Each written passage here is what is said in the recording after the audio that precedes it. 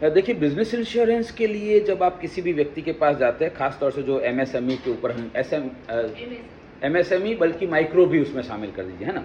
MSME मतलब micro, small and medium. तो मैं तो कहता हूँ उससे भी एक लेवल नीचे चले जाइए आप, कोई हर्ज की बात नहीं है, ठीक है। पार्टनरशिप, वो एमएसएमई में नहीं भी आता होगा शायद, लेकिन पार्टनरशिप इंश्योरेंस तो उसके लिए भी है ना, तो एम्प्लॉयर एम्प्लॉय उसमें बिजनेस इंश्योरेंस वाले कैटेगरी में आ जाएगा।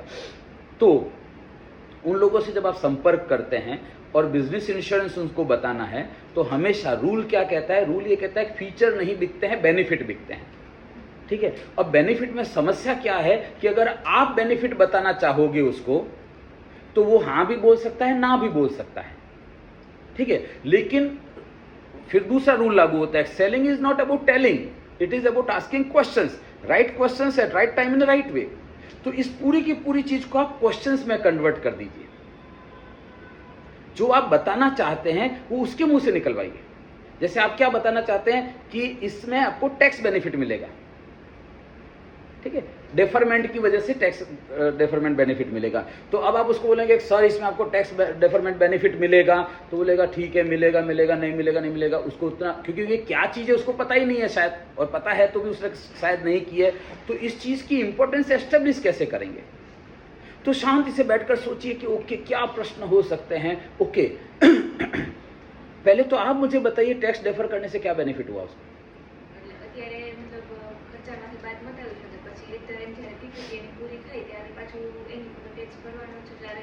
तो उस समय ज्यादा भाई अभी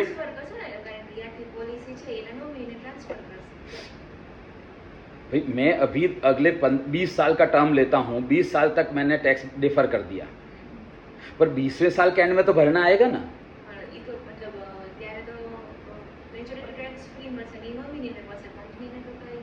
हाँ, तो कंपनी को जब बेनिफिट मिल ही नहीं रहा तो कंपनी क्यों लेगी? ठीक है, अब ये उसके मुंह से निकलवाना है। अच्छा, उसको टैक्स देना आया भी उस समय, एग्जाम्पल। तो टैक्स डेफरमेंट का सबसे बड़ा फीचर क्या होता है पता है आपको? कि अभी 20-25% है, 20 साल बाद ये 25% रहेगा क्या?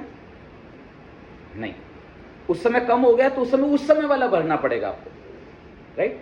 तो ये कम होगा, इसको कैसे एस्टेब्लिश करेंगे आप? तो ये कम हुआ है, 30 से अपन 25 पे आए हैं, तो 25 से 20 पे भी जा सकते हैं, 20 से ये 17% पे भी जा सकता है। तो इस चीज को उसके मुंह से कैसे निकलवाएंगे? सर सपोज ये वो इंडस्ट्रिस्ट है और इनसे मैं बात कर रहा हूँ, एमएसएमई के हेड है। सर आज से कुछ साल पहले ही कितना टैक्स लगता था? 30 से 35 लगता था। अभी कितना लग रहा है? 25 लग रहा है। ये डाउनवर्ड जाएगा भविष्य में? आपको क्या लगता है, डाउनवर्ड जाएगा या अपवर्ड जाएगा? नहीं, अभी जैसे जैसे as per scenario it is going to be downward, ठीक है। तो जब आप एक्सपेंसेस में माइनस ले रहे हैं, उस समय आपको टैक्स 30% लगता, अदरवाइज तो वो 25% लगता, तो वो आपने बचा लिया। तो एक तो अभी नहीं देना पड़ा, तो वो जो पैसा आपके पास बचा जो टैक्स में दे देना पड़ता, वो पैसा आपके पास एक्स्ट्रा स्पेयर मनी हो गया, जिससे आप अपने बिजनेस को डेवलप करने में लगा सकते थे, एक्सपेंशन में लगा सकते थे, या बहुत सारी चीजों में लगा सकते थे। शायद वर्किंग कैपिटल रिक्वायरमेंट पूरी हो जाती तो ब्याज पे नहीं लेना पड़ता, ओडी नहीं लेना पड़ता। आप मेरे से ज्यादा जानते हैं सबके बेनिफिट। दूसरा, जब ये आगे आने वाले समय में जब ये ड्यू होगा, तब तक ये 25% रहेगा, इसकी संभावना कम क्यों है? आप मुझे बताइए, अगर इकोनॉमी को ग्रो होना है, बिजनेस और इंडस्ट्रीज को ग्रो होना है, तो ये टैक्स वाला जो है ना, इसको उन इकोनॉमीज के साथ मैच करना पड़ेगा जो इसको सक्सेसफुली इंप्लीमेंट कर चुकी है। और हमारे इकोनॉमी के इधर से सिंगापुर सबसे बेस्ट एग्जांपल माना जाए। लोग क्यों सिंगापुर? आपको बाय द वे पता है, भारत के 100 से ज्यादा जो टॉप ब्रांड है वो सबका कंपनी सिंगापुर में है। ये सब पढ़ा करो आप, क्यों सिंगापुर में है? टैक्स स्ट्रक्चर वहां पे बहुत कम है। ठीक है, तो अब अगर सारी कंपनी सिंगापुर जाकर बिजनेस कर रही होगी, तो भारत सरकार को एक दिन समझ में आएगा ना, तो वो 30 से सीधा 17% 11% नहीं कर सकते, वो ग्रेजुअली लाएंगे। तो अभी आपको जो देना पड़ रहा है, जब तक वो ग्रेजुअली आते आते 15% होगा, जब ड्यू होगा, तो अभी आप बचा रहे हैं 25%, लेकिन ड्यू के टाइम पे सिर्फ 15% तक, तो 10%, एक तो उसको आपने वर्किंग कैपिटल के रूप में एक्सपेंशन के लिए यूज कर लिया, कैपिटल एक्सपेंडिचर में, ताकि आपको बिजनेस को और बढ़ा पाओ। दूसरी जब देने की बारी आई तब तक 10% और बच गया आपका। और एम्प्लॉय को कैसा लगेगा जब उसको पता चलेगा कंपनी ने उसके लिए ये किया है? तो वो बोलेगा नहीं, उससे बहुत, तो उसके मुंह से निकलेंगे सारे जगह। मैं हमेशा सबको एक ही चीज बोलता हूं, आप जो भी बताना चाहते हो ना, उसको क्वेश्चन में कन्वर्ट करके उसके मुंह से निकलवाओ। उदाहरण के तौर पे मैं आपको एक अलग एग्जांपल देता हूं, उससे जल्दी समझ में आएगा। नाम क्या है? देवांगी। देवांगी, बहुत ध्यान से सुनना। मैं देवांगी को समझाता हूं टाइम पे आना चाहिए, ऑफिस टाइम पे आना चाहिए, ठीक है? कितने बजे है ऑफिस का टाइम? 9 o'clock है। कितने बजे आते हो? 9 o'clock आते हो। और मैं चाहता हूं कि वो समझे कि that is wrong. If you are on time, you are late. क्या बात करते हो सर, 9 बजे का टाइम है, 9 बजे मैं आ जाती हूं, लेट कैसे हुई? मैं I am on time. If you are on time, you are late. मैं आपको समझाता हूं। मुझे एक बात बताइए, कभी आप पिक्चर देखने गए हैं? 9 बजे का शो है, कितने बजे पहुंचते हैं? 8:45 पहुंच जाते हैं। 9 बजे की बस होती है, कितने बजे पहुंचते हैं? 8:45। 9 बजे की ट्रेन होती है, कितने बजे पहुंचते हैं? और 9 बजे की फ्लाइट होती है, तो कितने बजे पहुंचते हैं? 8 बजे। 7 बजे। 8 बजे तो विंडो बंद हो जाता है सर।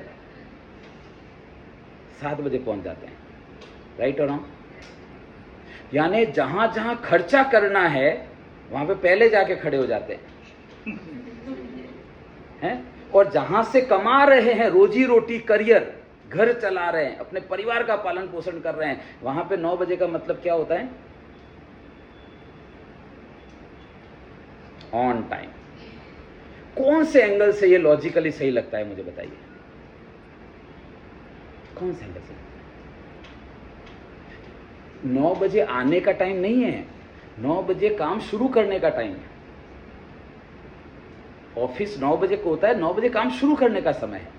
तो अगर 9 बजे शुरू करना है तो कितने बजे आना पड़ेगा? कितने बजे आना पड़ेगा? Simple simple simple. अब वो 8:30 बजे आएगी, because now she is convince. लेकिन आप बोलोगे कल से 8:30 बजे आना है, तो आप लोग क्या पागल हो गए, 8:30 बजे आना है? कोई नीति नियम होते हैं कि नहीं होते हैं? 9 बजे का ऑफिस है, 7:30 बजे क्यों आना है? तो अब ये आर्ग्यू नहीं कर सकते, क्योंकि उसने अपने मुंह से बोला है कि 8:45 बजे पहुंचती है बस में, 8:45 बजे पहुंचती है सिनेमा हॉल में, 8:45 बजे पहुंचती है ट्रेन में। मैंने क्या किया? मैंने क्वेश्चन में कन्वर्ट कर दिया। तो मैं अगर बताऊंगा तो तलवार खोल के खड़ी हो जाएगी झांसी की रानी लक्ष्मीबाई, लेकिन अगर उसके मुंह से निकलेगा तो अब शी इज स्पीचलेस के यार, बाकी सब जगह पहले पहुंचती हूं तो यहां पे लेट क्यों, जहां से कमा रही हूं मैं? राइट और रॉन्ग? दूसरा, ओनर जो होता है वो लेट आना एफोर्डेबल है क्या? देखो मैं सवाल पूछ रहा हूं, अगर ओनर लेट आया तो बाकी सब लोग, तो आप ओनर की मेंटेलिटी से काम करोगे तो जिंदगी में एक दिन ओनर बनोगे, इंप्लॉय की मेंटेलिटी से काम करोगे तो इंप्लॉय ही बने रह जाओगे। जिंदगी में बनना क्या है? ओनर बनना। तो ओनर की मेंटेलिटी, और ओनर की मेंटेलिटी अंदर नहीं होती, उसको रिफ्लेक्ट होना चाहिए, तो इसलिए भी जल्दी आना पड़ेगा। समझ में आएगा उसको? तीसरा, कैलकुलेटर निकालो, कैलकुलेटर निकालो मोबाइल में। ओके, दिन में कितने घंटे काम करते हो टोटल? कोई एक नंबर बोलो। 10 घंटे। ओके, कितने वर्किंग डेज होते हैं? 26। कितने महीने का? 26 होते हैं। तो 10 इंटू 26 कितना होता है? 260 होता है। टोटल सैलरी लिखो, डिवाइडेड बाय 260 करो। टोटल सैलरी मंथली सैलरी मिलती है ना, monthly salary divided by 260 hours.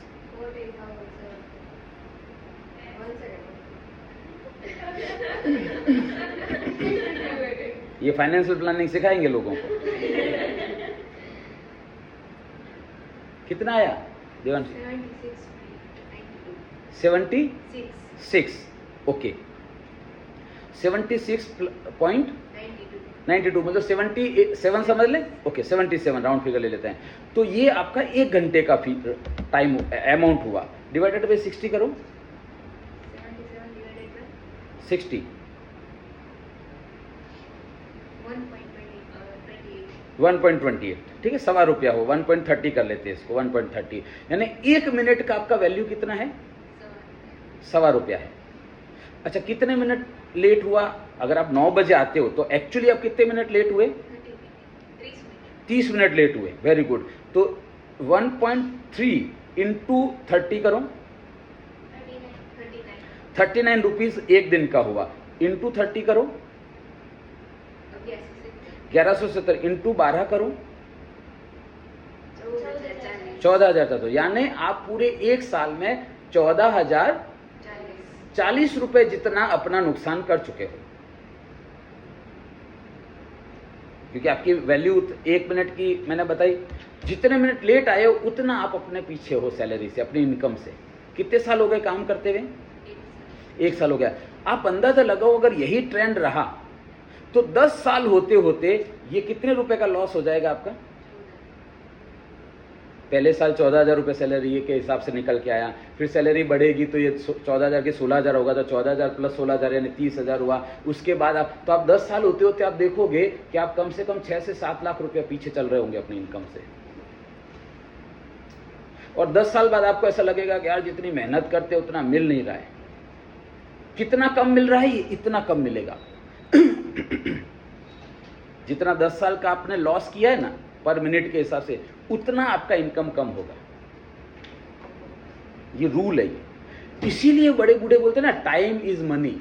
वो हमको समझ, कभी हमने पूछा नहीं कैसे, लोगों ने बोला टाइम इज मनी, बोले yes sir time is money. Dialogue के रूप में हमको बहुत पता है, MBA किया हुआ है हमने, पर वास्तव में हाउ टाइम इज मनी, ये this is how time is money. ये तो आप अंदाजा लगाओ, आप एकदम प्राइमरी लेवल पे हो देवांशी, और आपका 1 मिनट का ₹1.25 ही वैल्यू होता है। जब आप बड़े लेवल पे पहुंचोगे, जब आपकी सैलरी लाख रुपया होगी, तब ये अमाउंट कितना होगा? 1-1 मिनट आपको महंगा पड़ेगा। तब ये गैप बढ़ता जाएगा। एक दिन आएगा फ्रस्ट्रेशन में रहोगे कि साला मिलना चाहिए था ज़्यादा, मिल रहा है कम। कितना कम मिल रहा है? ये उतना ही कम मिल रहा है जितना आपने पर मिनट के हिसाब से लेट किया है करियर। उतने लेट चल रहे होंगे आप अपने करियर में। यानी जो इनकम आपकी 8वें साल में हो जानी चाहिए थी, वो इनकम आपको 11वें साल में होगी, क्योंकि आप 3 साल लेट चल रहे हो इस मिनट के टोटल के हिसाब से। ख्याल आ रहा है? अब डिसएग्री करेगी? अब डिसएग्री नहीं करेगी। क्यों? Because people do not argue with their own data. मैं कहता तो आप ऐसे थोड़ी होता है सर, पर अब आप जानते हो कि ये कैसे होता है। अब आप घर वालों को भी बोल दोगे कि टाइम पे पहुंचना है, अब आप सबको कन्विंस कर दोगे, राइट और रॉन्ग?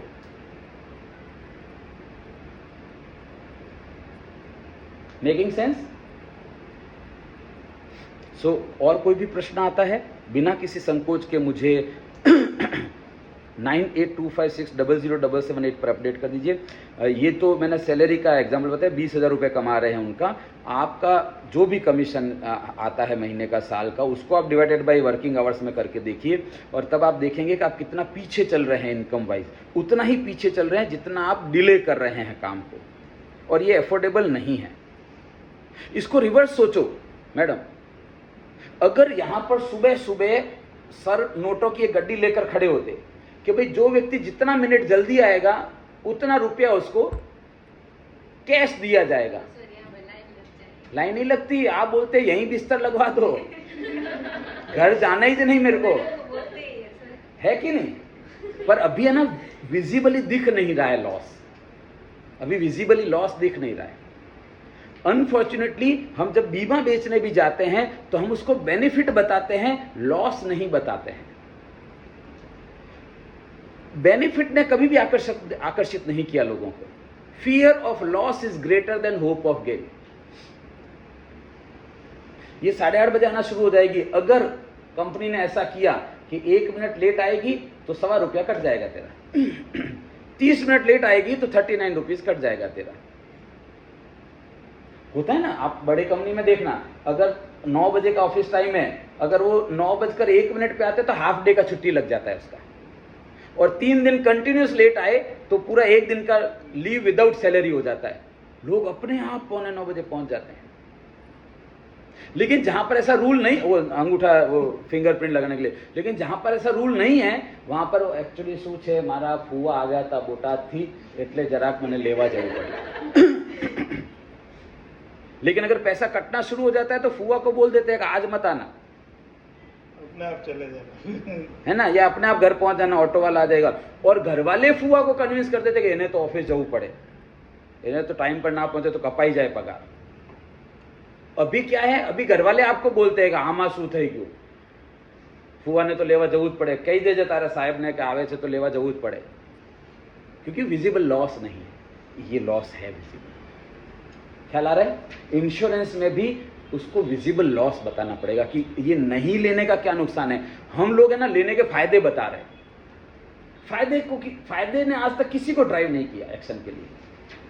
फायदे तो पता ही है ना, इसको पतला हो जाएगा, 10 किलो वजन कम कर लेगा तो क्या बेनिफिट होगा, पर उठा क्या कभी 6 बजे। फायदा कभी भी ड्राइव नहीं करता है, फियर ऑफ लॉस ड्राइव करता है। ठीक है, 9825600778। कोई भी काउंटर क्वेश्चन है या और भी प्रश्न है, बिना किसी संकोच के मुझे पूछिए। All the best.